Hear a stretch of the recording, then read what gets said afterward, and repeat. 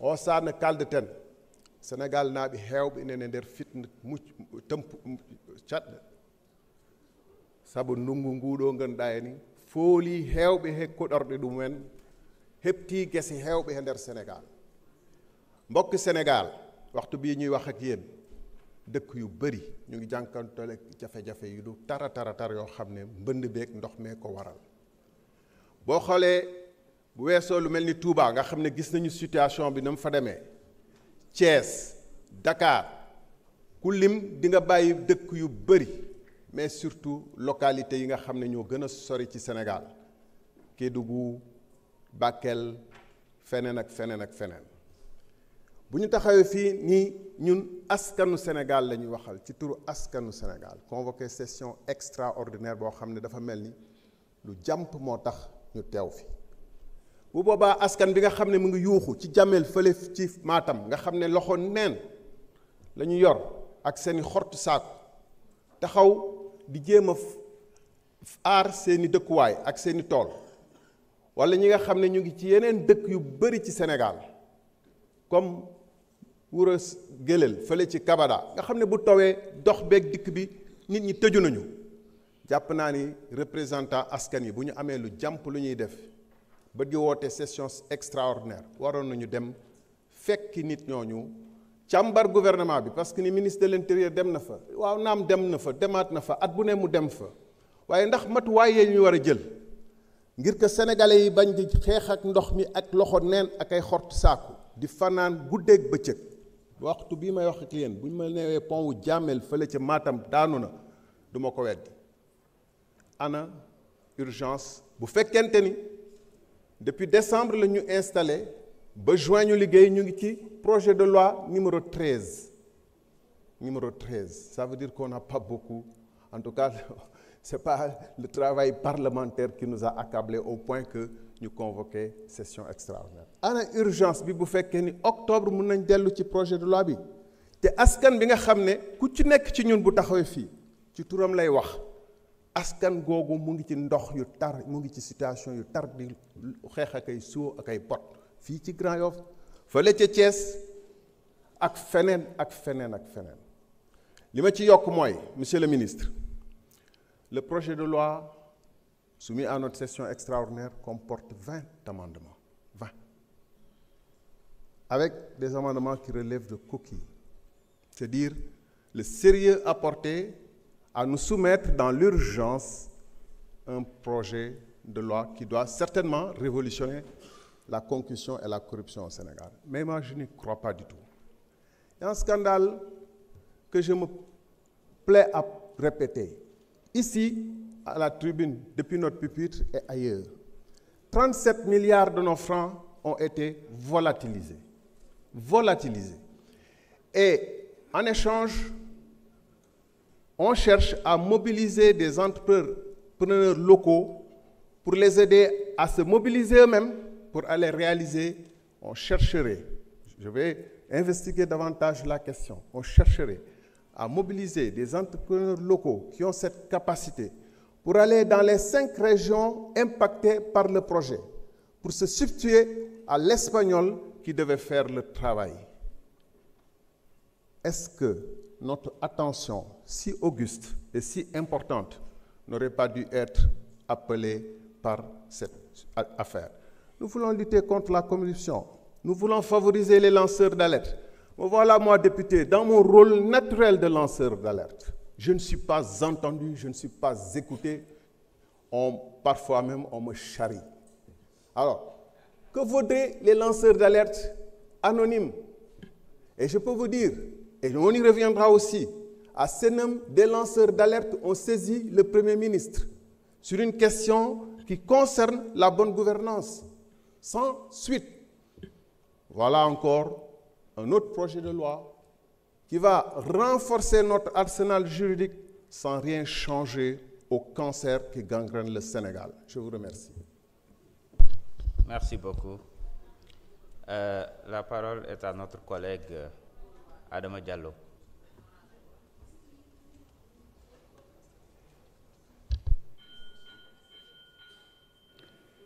Merci beaucoup, Monsieur le Président. Assalamu alaikum wa rahmatullah. Monsieur le Président, ñoo ngi lay delloo njaal suñu collègue boobu Fanta Sall jóge fi yàlla na ko yàlla yërëm xare ko àjjana ak sa garde ak sa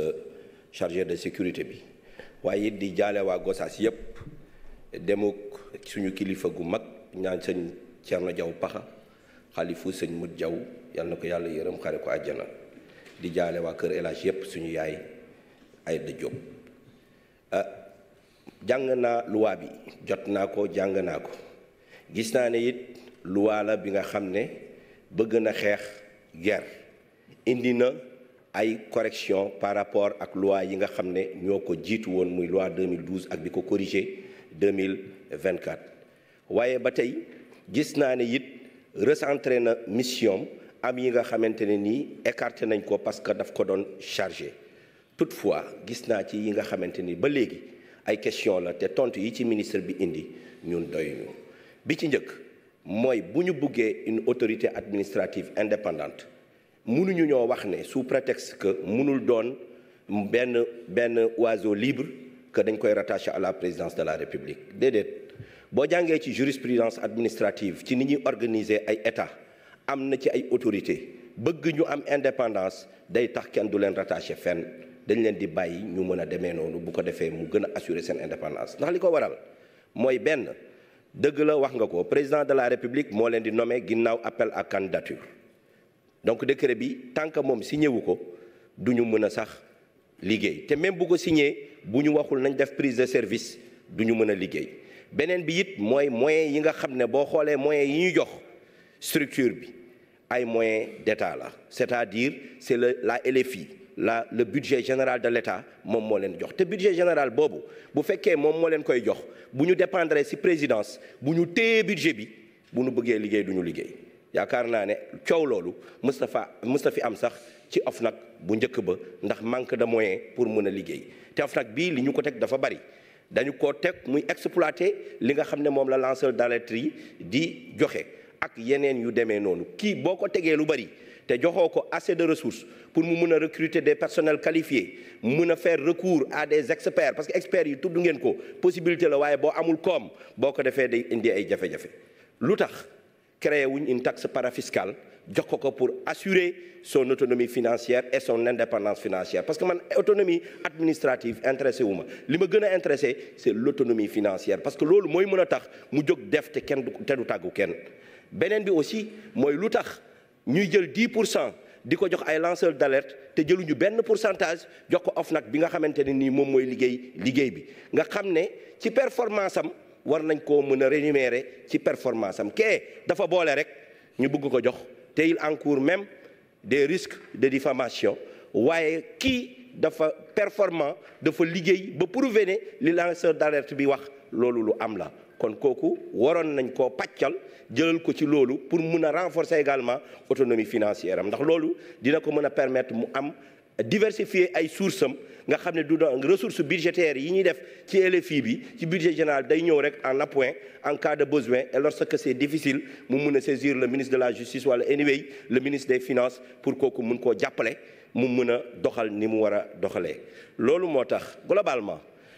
ñeenti loi yi nga xam ne indi nañ ko fi tey amul benn sénégalais bu nga xam ne dans le principe du ko rafetlu waaye suñu buggee liggéey bi baax dëgg-dëgg nañ jël OFNAC génne ko présidence de la République président de la République na déclaré patrimoine am buy génn ndax buy dugg bu ne ay carax laa am te buy génn du wax dara lu mu am loolu amaluñu benn njëriñ amalul sénégalais yi benn intérêt li amal intérêt sénégalais yi mooy buy dugg ñu xam buy génn ñu xam ndax yaayu loi yi muy ñi koy défendre dañu ne constitution bi moo ko wax waaye bala ngay indi ab loi bi nga xam ne car la ndeyu loi yi muy la constitution nga indi ko fii ñu modifier ko article 37 ne président yow kat booy dugg waxal booy génn waxal bu boobaa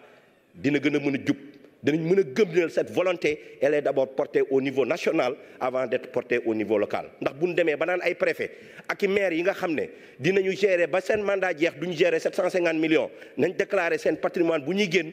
waxantuma la ak nag ki gérer fonds politique 11 milliards fois 5 muy 55 milliards réew mi ñun ñoo ko bokk lii ñuy bëgg a def fii tey ci jubal jubbanti amul kenn ku koy bañ waaye nag mbir mi nañ ko jubbanti liggéey bi bàkkale nañ ko yàkkamti nañ ko te mënoon naa gën a baax asalaamaaleykum wa rahmatullah. jërëjëf honorable Adama Diallo Honorable Jarayba, Ndeye Fatou Mané se prépare.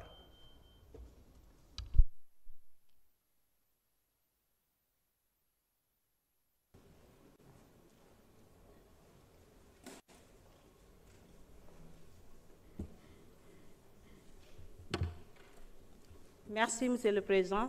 Monsieur le ministre, nuyu naa la, chers collègues. Alhamdulillah, bu ñu yàlla mayee fekkee te tal ba tey ñu mën a waxtaanee ci OFNAC bii nga xamante ne dina jàppale askanu Sénégal ñu xam li yëf yi di doxee. Xaalis bi nga xamante ne moom la ñuy dénk ay nit ñu ne leen doxal leen réew mi ñu mën a saytu bu baax ci seen diggante ak yàlla lu ñu war a doxalee xaalis boobu. Alhamdulillah nag ba tey OFNAC bii nii dinañ leen wax ñu xool ñi nga xamante ne dénkoon nañ leen ay budget ñu ne leen saytu leen côté bii walla côté bee mu ngi yàqu ndax ay ndox ngeen lijjanti lool noonu ba tey ñu ne Sénégal yéen a ngi toog nguur gi yéen a ngi xoole ba feenee néegi yaa ngi mabb ndox baa ngi yàq fële ndax ñàkk liggéey bi nga xamante ne defuñu ko woon auparavant. Alhamdulillah alhamdulillah ci OFNAC bii nga xamante ne tey dinañ leen wax membre yi fay bokk ci fan la ñuy jaar nan la ñuy bokkee ci membre OFNAC yi. OFNAC bii nga xamante ne moo fi nekk tey dinañ leen wax seen liggéey non seulement dañuy présenter rapport bi ci président de la République mais rapport bi nga xamante ne dañ koy publier sénégalais yi yépp xam seen liggéey ak seen taxawaay fii nga xamante ne mooy OFNAC. OFNAC bii nag li ñu war a saytu dafa bëri dossier wu ñu war a xoolaat dafa bëri ma laaj leen ana OFNAC di garde à vue ana OFNAC di garde à vue. OFNAC dañ koo chargé woon ba mu fàtte rôle lam bu mu waroon jouer ci biir Sénégal mais alhamdulilah ba dañ leen di déchargé ba ñu ne leen léegi OFNAC bii nga xamante ne moom lañ fiy teg corruption lay gérer corruption lay gérer te mu yem ci na yem ci corruption ndax dossier yi ñu fi teg sur table kenn déggul ñuy wax dafa bëri Sénégalais yépp yaa ngi laaj ana alal bi nga xamante ne ana 5000 milliards yi nga xamante ne ñu ngi fi ñu ne boor boo xamante ne kenn xamul fu mu jaar te xaalis la ñu ko jël ñu ngi fi wala amaana génn nañu réew mi te yooyu dossier dañ ko war a càmbaraat te OFNAC bii nga xamante ne moom la ñuy teg dina ko saytu te membre yu fay nekk dinañ xool ci seen akulaay tàllaa ñu xool seen diggante ak seen borom ba ñu mën a def seen liggéey comme ni nga ko waree te nag am naa lu ma metti tey su ma déggee ñu naan OFNAC waaw waruñu koo rattaché ci président à la présidence de la République loolu fan lañ ko teg président bu ñu waxee président de la République kay moo ëmb Sénégal yépp tey mënoo boote Sénégal yépp nga ne lii dama koy dénk boppam mu xool nu mu koy doxalee te duma ko saytu duma xam nu muy demee warul mën a nekk boo ëmbee réew nga yor leen il faut nga xam ku nekk nu muy doxe su ko defee yow nga mën a jubbanti sa réew ndax loolu la ñu jaay sénégalais yi ci loolu la ñu war a dox ci loolu la ñu war a farlu ndax ku nekk tey bu ñu la joxee budget da nga war a xool sa diggante ak sa borom ba sa budget boobu noonu doo ko layoog sénégalais yi doo ko layoog suñu borom suba. maa ngi kontaan tey bi ñu waxee déclaration de patrimoine dañ ko war a def ci Sénégal amaana amoon na fi mais tuura fi amoon ku mu neex nga déclaré ku mu neexul doo déclaré dara du la ci fekk mais tey ñu war a def déclaration du patrimoine force la dañuy xool ku nekk balaa ñu lay jox budget askan wi da ngay wax lii nga yor ba soo génnee ñu xool yow li nga yor ndax méngoo nag sa salaire bi nga la doon jox loolu la ñu soxla loolu la Sénégalais yi soxla parce que mënoo génn ñu jox la budget ñu ne la doxalal secteur bi yow yaa ko war a gérer woo ko comme ni mu ko waree nga génn di yor say kër di yor say gëttu nag nga yor sa xaalis bu bëri ba pare yor ba international yor fa ay kër te lu ñu la joxoon Sénégal fii lijjanti woo ko loolu jàpp naa ne lu ma gën a rafetlu la ci projet de loi bi ñu andi te jàpp naa ne tey sénégalais yépp dinañ am contentement ci voté bu ñuy voté loi bi tey ñu génnee OFNAC bi nga xamante ne moom moo fi nekkoon te ñi nga xamante ne ñu tegoon fa ay nit yoo xamante ne ñu waroon a teg nit ñi ci axe mais ñu xoole ba ñu teg leen ci code ñu maye seen piip kenn waxul sénégalais yi ñëpp ñu ngi leen di seetaan kon tey alhamdulilah rabbil alamin ba vote budget bi dañ koy voté mu neex sénégalais yi yëpp te ñu jublu ci transparence te xam naa nag OFNAC da ngeen a yëgul de gaa yaa ngi yolleeku di dem fay de gaa yaa ngi yolleeku bu baax di dem fay dañ koo publier wul rek mais gaa yaa ngi dem fay alhamdulilah rabil alamin je vous remercie. jërëjëf honorable Diarra Ba. Honorable Ndeye Fatou Mané, Fodé Mané se prépare.